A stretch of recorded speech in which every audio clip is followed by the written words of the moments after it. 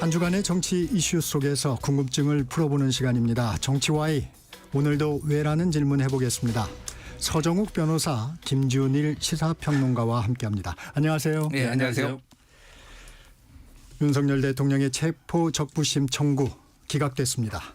이렇게 되면 이제 수사권, 영장 쇼핑 주장 이런 부분 일단락 되는 건가요? 김준일 평론가님? 그러니까 영장 쇼핑을 하려고 했던 것에 대한 문제점이 이제 확실히 드러난 거죠. 그러니까 지금 중앙지법에서 하면은 진짜 이게 체포 적부심이 이제 인용이 될 거라고 생각했는지 잘 모르겠어요. 사실 이게. 그러니까 그냥 공수처의 수사 자체가 법적인 문제가 있다. 이거를 강조하기 위해서 한 건데 결과적으로 보면은 이거는 그 변호인단의 어떤 전략이 굉장히 자충수가 됐다라고 봐요. 왜냐하면은 모든 문제가 다 해소가 된 거예요. 중앙지법하고 서부지법은 다를 것이다라는 걸 전제로 해가지고 지금 들어갔고 중앙지법이 판단을 다르게 하면은 이거는 그동안에 이제 그들이 그러니까 윤석열 대통령 측이 주장했던 논리가 이제 그러니까 성사가 되는 건데 법원에서는 다 체포영장 적법하다고 본 거잖아요. 그러니까 어느 법원에 가서든 이거는 체포영장이 적법하다고 이제 본다라고 이게 봐야 되는 거고 결과적으로 보면은 이 지금까지 윤석열 대통령 측에 싸워왔던 전략들이 다 전술적으로도 문제가 많았다. 왜냐하면요 지금 모든 사법기관하고 다 싸우고 있어요. 경찰하고 싸우고 공수처랑 싸우고 헌재랑 싸우고 법원이랑 싸우고. 어디가 좋아하겠습니까 이거는 결국은 구속 특급 열차를 타게 됐다. 결국은 구속영장 오늘 이제 청구를 할 텐데 공수처가 구속 특급 열차 그리고 헌재 탄핵 심판이라든지 아니면 형사 선고라든지 이런 데 다 악영향을 끼칠 가능성이 상당히 높아졌어요. 네, 서정욱 변호사님. 윤 대통령 측에서는 불법 수사 영장 무효 입장에는 변함이 없다. 이런 입장을 밝혔는데 어떻게 보세요? 그렇죠. 아마 근데 이게 끝이 아니고요. 우리나라는 게 그 대법원까지 다 3심제 아닙니까? 계속의 그 수사권이 있다 없다는 대법원까지 계속의 쟁점이 될 거고요. 제가 안타까운 거는 대통령이 그 체포적부심할 때 예를 들어 공처는 내란 수사권이 없다. 그다음에 그 서부는 관할이 아니다. 그다음에 형소법 110조 111조 배제한 거 있죠. 이것도 이게 무효다. 그리고 이제 그 관저 출입 허가 없이 들어갔다. 이런 여러 가지를 주장했는데 제가 이게 받아보니까요. 판결문이 그냥 이유 없다고 인정됨으로 기각함. 이게 뭡니까? 좀 이게 우리나라 판사들도 대통령을 떠나서 누구든지 좀 읽어보고 판결문이 이해가 되도록 왜 이런 이유로 이게 관할이 있고 이런 이유로 서부가 있고 이렇게 좀 써주면 안 됩니까? 그게 어렵습니까? 그 한 장 쓰면 될 것 같은데 저는 이렇게 그냥 이유 없음으로 기각함. 이러면 이게 당사자가 누가 납득하겠습니까? 뭐가 뭔지 제 말은 이게 판사들도 앞으로 이런 관행은 진짜 바뀌어야 됩니다. 변호사님은 법률가시니까 원래 적부심에서 그런 사유를 판결문처럼 쓰도록 돼 있나요? 옛날에 이재명 대표 구속영장 기각할 때 보면 꽤 썼어요. 어느 범죄는 소명은 되는데 도주리가 없고 증거물이 없고 저쩌고 쭉 그래도 몇 줄씩 써주고요. 핵심을 써줬거든요. 최소한 자세하게는 못 쓰겠지만 적부심에 최소한 이게 공처는 내란죄 수사권이 있고 서부도 이게 주소지니까 형소법에서 관할이 있다. 이 말을 못 하는 거예요. 왜 나중에 책임 그 말이 없잖아요. 제 말이 이게 핵심인데 이걸 왜 피하죠? 자기 소신이 있으면 그 두 줄만 써주면 되는 거 아닙니까?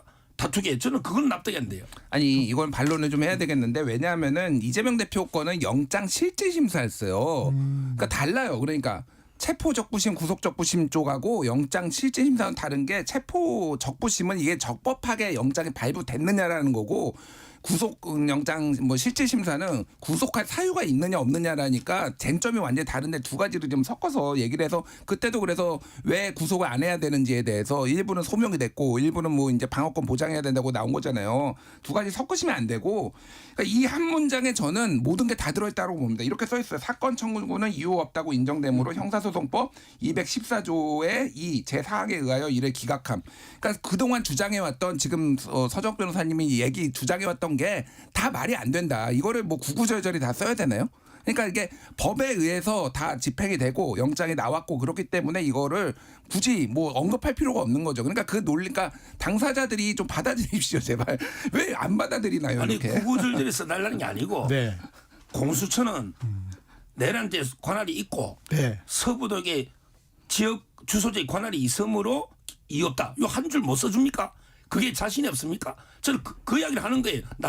무슨 이유로 기각된지 알아야 되니까. 아니 네, 이거 네. 진짜로 판사들이 얼마나 당황했냐면은 체포적부심을 이렇게 하는 사람 한 자기 판사 생활 20년 30년에 처음 봤다. 왜냐면 체포영장은요 48시간에 나가고 이 심리하는 기간 동안은 연장되기 때문에 아무도 안 한다라는 거예요. 근데 별걸 다 하고 별 특집을 다 잡고 했는데 판사가 이렇게 했으면은 거기에 그걸 안 적었지만은 그게 다 들어가 있다라고 보는 게 합리적이죠. 뭐 그거를 꼭 적어야 됩니까? 그러니까. 체포적부심이 이례적인 상황인 건 맞는 것 같습니다. 많은 이 법률가들이 법률가로 재직했을 때 그런 경험을 못 해본 분들이 많으신 것 같더라고요.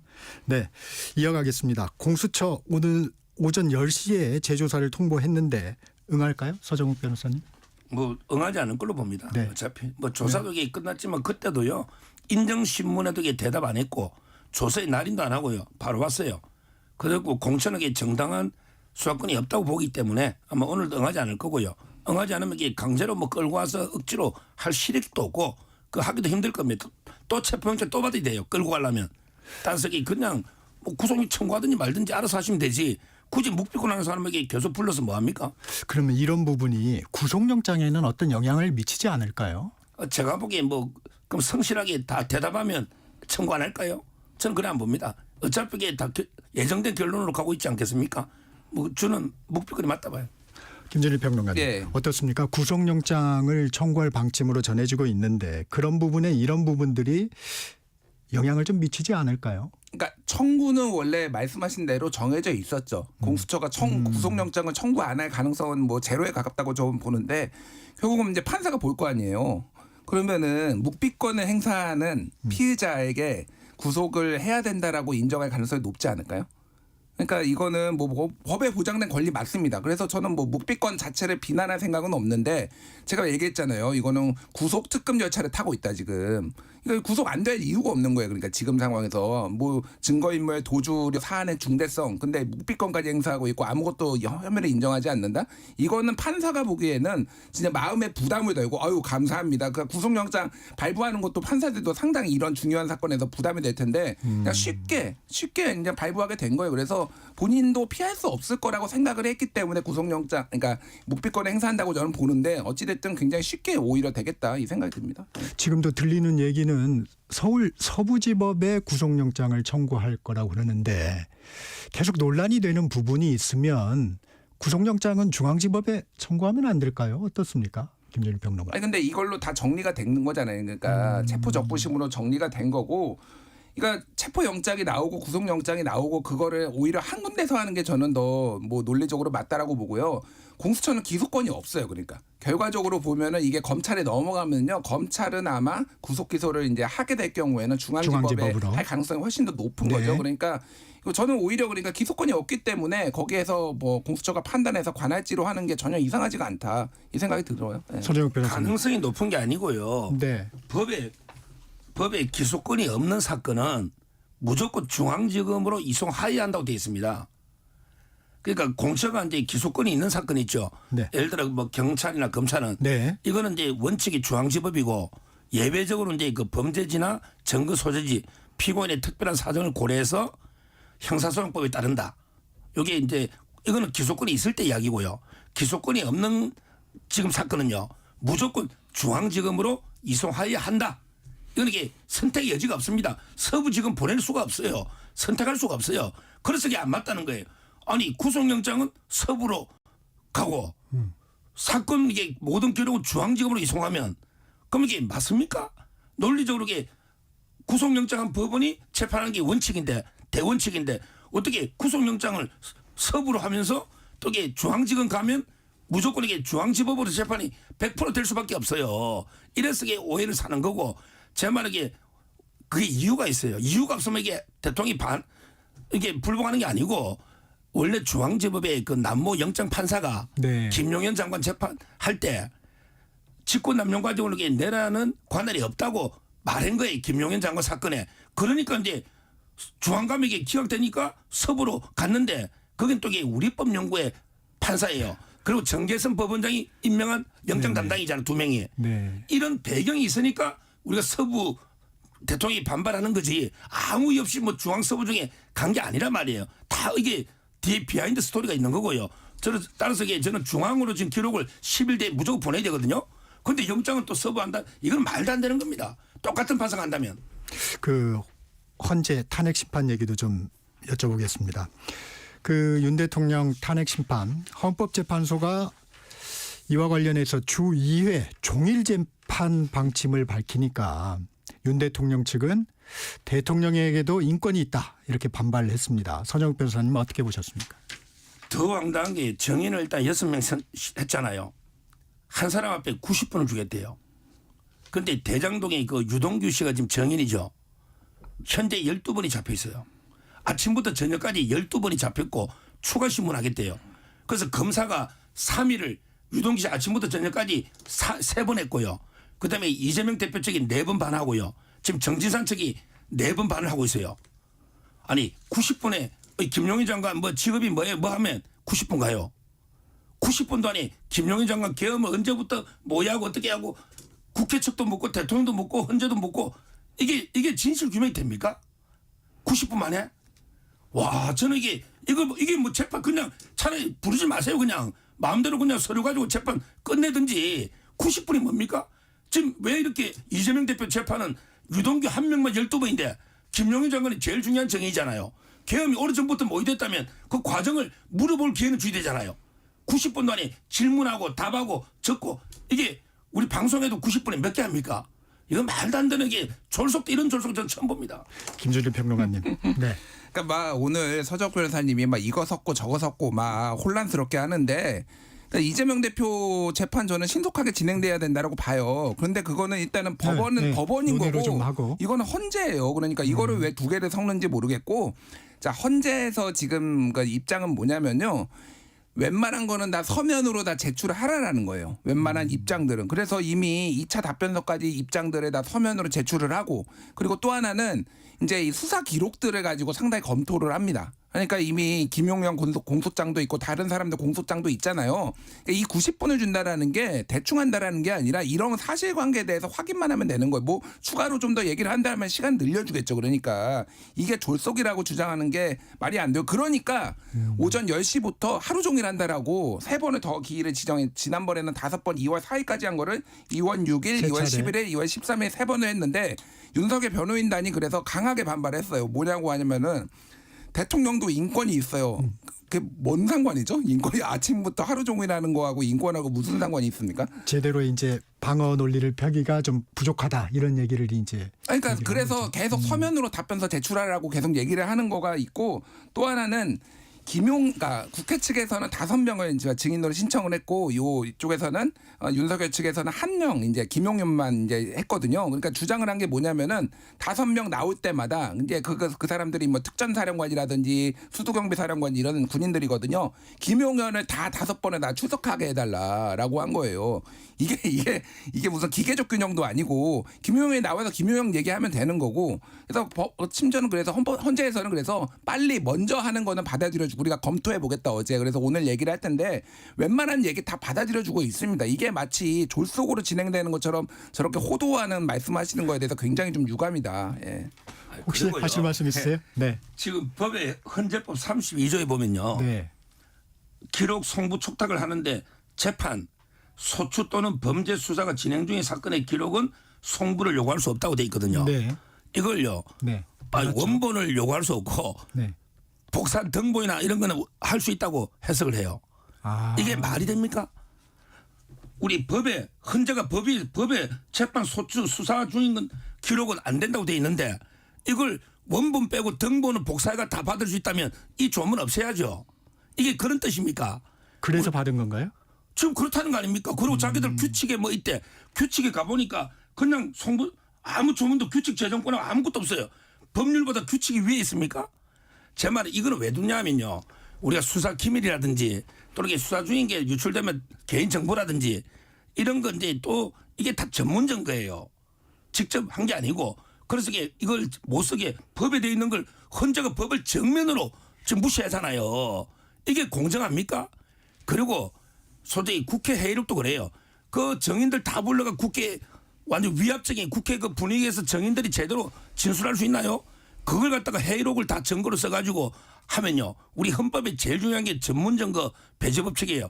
왜 모든 사람을 판사 앞에 법정에 불러서 양쪽에 다 반대 신문을 보장하냐면 우리 이재명 대표 재판도 봤잖아요. 똑같은 절차예요. 왜? 탄핵은 형사소송법 절차와 똑같이 한다고 돼 있거든 법에. 그러니까 제 말에 공소장 이거 어떻게 믿어요? 검찰의 일방적인 주장인데 그러면 이재명 대표 대북 송금은 공장에 이미 이화영 17번 보고했다고 돼 있잖아요. 그럼 재판 말라 합니까? 아니 이재명 대표 선거법에 정인이 왜 55명이 나와요? 근데 이 정인이 지금 몇십 명 말이 됩니까? 제 말은 이게 헌재가 명백하게 법을 어기고 전문 증거 서류 가지고 다 재판하면 대통령의 반대 신문거이나 또 초기 진술 오염이나 이걸 어떻게 신뢰할 수 있냐 이 말이에요. 네, 충분히 전달됐을 걸로 믿습니다. 이 답변서 얘기가 나왔으니까 이 얘기도 좀 여쭤볼게요. 그 계엄 포고령 이거 관련해서 윤 대통령 측은 김용현 전 장관이 포고령 예문을 잘못 뺏겼다 이렇게 했는데 어제 김용현 전 장관 측 변호인단이죠. 착오 없이 작성이 됐고 윤 대통령이 검토했다.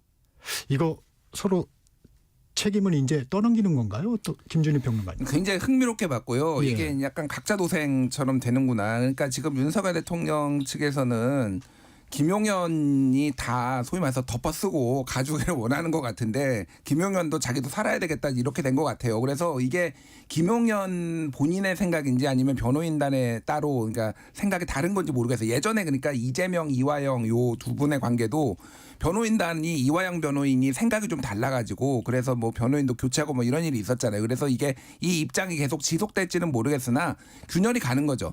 그리고 이제 포고령 관련해서는 황당한 얘기잖아요. 그러니까 잘못 뺏겼다. 그러니까 윤석열 이미 김용현 장관은 한 달 전에 윤석열 대통령이 검토했다라고 이미 주장을 하고 있어. 그게 최근에 나온 게 아니라 이미 한참 전에 그 얘기가 나왔었어요. 그러니까 이게 지금 저는 그걸 보면서 이 윤석열 대통령 측 변호인단이 헌법재판소를 바보로 알거나 아니면 본인들이 윤석열 바보 행세하거나 이거 누가 받아들일 수 있습니까? 그러면 전공의 처단은 도대체 왜 들어갔나요? 박정희 때 왜 전공의 처단이 들어가지도 않았었는데 그러니까 황당한 주장들을 하고 있고 제가 보기엔 상당히 볼만하겠다. 이게 김용현 진짜 나와서 진술하기 시작하면 변호인단의 표정이 상당히 일그러질 것 같다는 생각이 듭니다. 변호사님 혹시 하실 말씀 있어요? 이거는 뭐 제가 보기에 김용현 장관하고 윤 대통령을 좀 분열시키려는 이런 공작이고요. 네. 두 분이 그거는 확고합니다. 두 분이 서로 책임 전가하고 특히 윤 대통령은 밑에 참모한테 책임 뜨는 게 이런 분이 아니에요. 이거는 뭐냐. 옛날에 우리 전두환 보안사령관 때 그때는 이게 뭐 상김시 정치활동을 정지하고 이런 게 있었잖아요. 그래서 이제 이번에 이게 말이 안 되는 거죠. 원래 불가능한 이야기예요. 어떻게 모든 정당 국회 지방의회 정치활동을 일체 금지한다. 이거 불가능한 건데 아마 옛날에 그 전두환 그 계엄 때 있었던 문장 같아요. 이걸 이게 김용현 장관을 따온 거고요. 대통령은 이제 뭐 이걸 검토하다 워낙 급박하게 갑자기 계엄하다 보면 법리적으로 세밀하게 뭐 법무비서관이나 검토를 안 했잖아요. 그냥 이거는 뭐 일반적으로 정치활동 제한 정도로 생각했겠죠. 따라서 이게 대통령 급박한 상황에서 하다 보니까 정밀하게 검토를 못한 건 맞아요.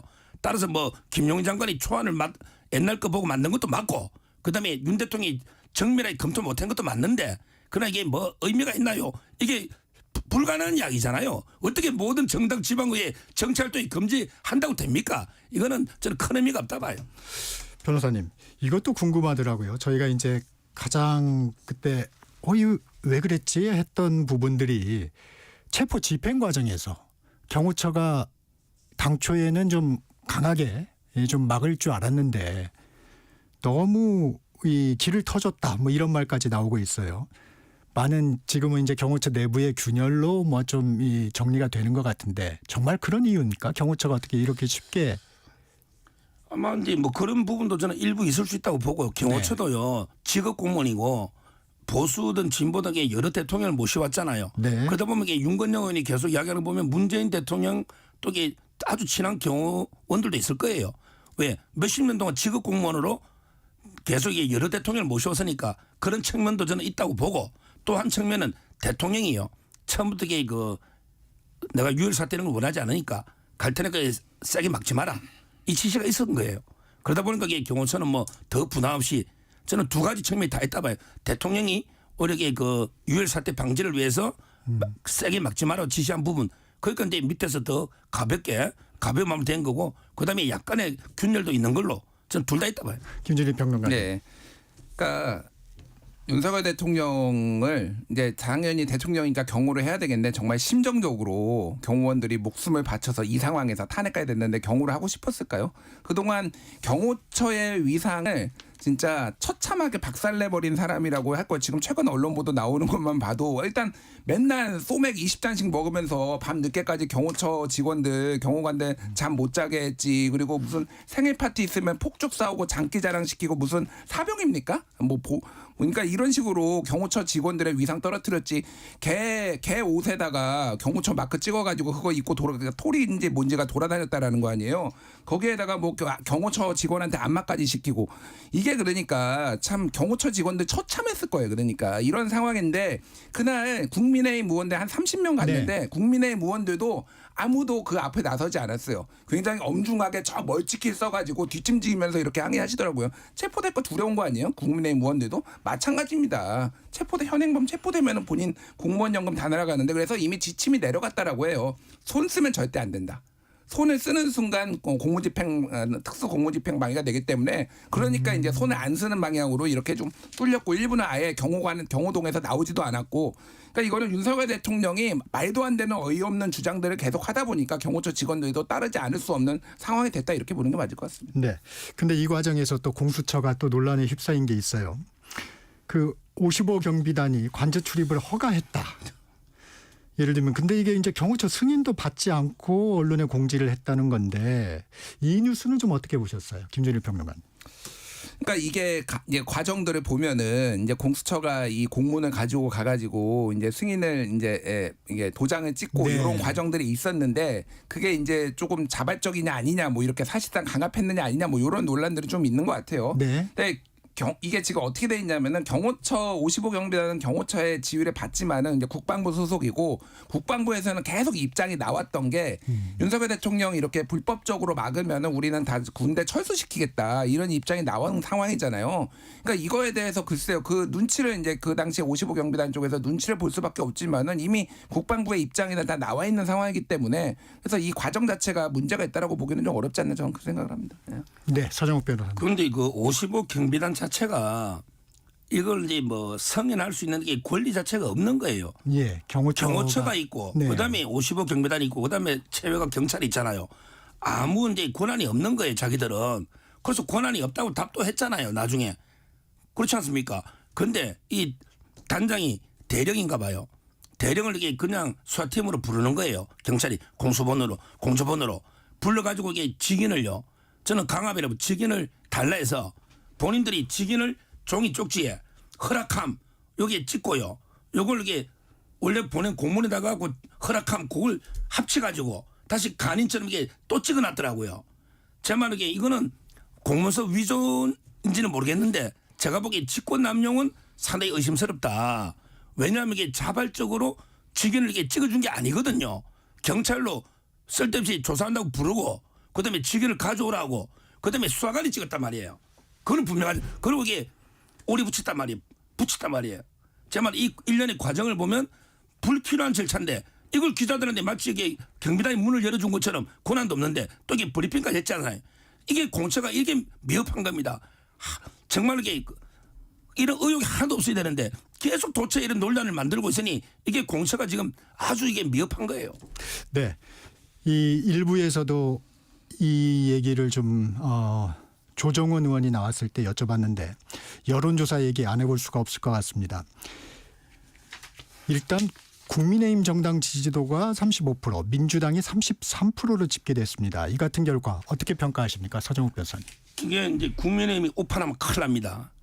야, 국민의힘이 뭐 우리가 이게 국민 앞에 막 사죄하고 무릎 꿇고 우리가 계엄 잘못됐습니다. 막 이러니까 지지율 오른 게 아니에요.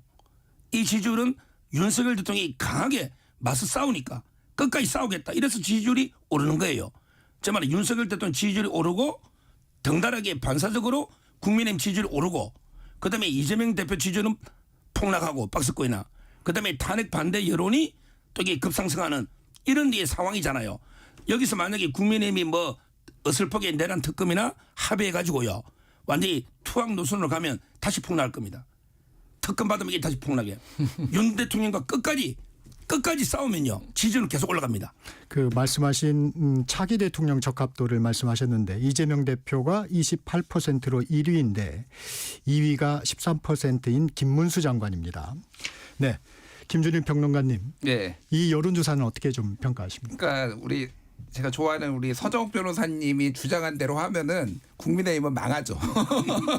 예, 윤석열을 중심으로 또 뭉쳐가지고 이 위기를 대선까지 돌파해 보겠다 이러면은 망하죠. 저는 뭐 합리적으로 대선 모드에 들어가면 국민의힘도 바뀔 거라고 보는데 이거는 보수 결집이 있는 거 맞고요. 그리고 민주당에 대한 반감, 뭐 이재명 대표에 대한 반감이 어느 정도 반영된 것도 맞는데 이 수치들이 대략적으로 보면은요, 그러니까 계엄 이전이에요.